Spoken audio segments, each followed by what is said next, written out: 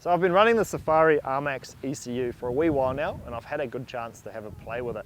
One of the things that really stands out for me is the engine protection that it offers. So it comes with an EGT probe, which means it's measuring my exhaust gas temperatures all the time.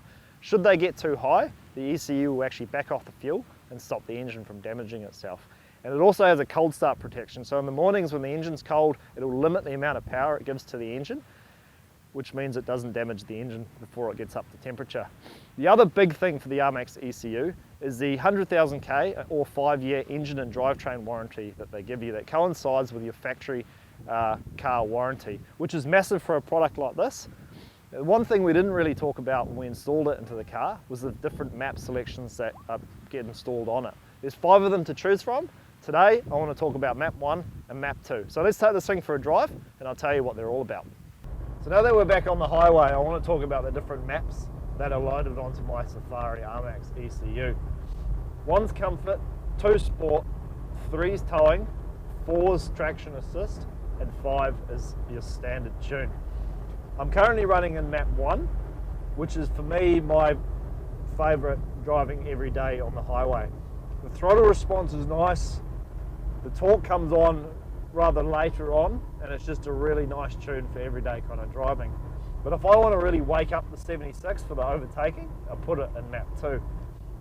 You still get all your power and torque in map 1 as you would in map 2. It's just the way it's delivered is quite different. So in map 2, everything's just woken up, throttle response is instant, the torque comes in a lot lower, and the car is just way more responsive on the road.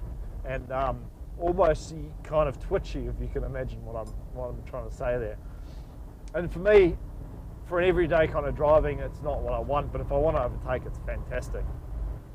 I was at a trade show the other day and someone asked me if I run a separate throttle controller, and the answer is no, I don't. There's no need for me to have another throttle controller because the Safari ARMAX ECU actually takes care of all the throttle control and gives you that instant torque when you put your foot down, and depending on what map you're on. The other misconception with throttle controllers is that they give you more power. The only thing a throttle controller does is give you a little bit more responsiveness in the throttle, meaning your torque comes on a little bit quicker.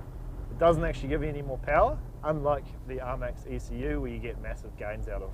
So I'm going to now show you the difference between comfort mode, sport mode, and back to your standard tune. I'm going to drive at 60 kilometers an hour in 4th gear and put my foot down, and I'll show you the difference, because the results speak for themselves. You can instantly see that torque come in much quicker, and everything just responds a little bit faster. There we go, passing 80, we're almost up at 100 already.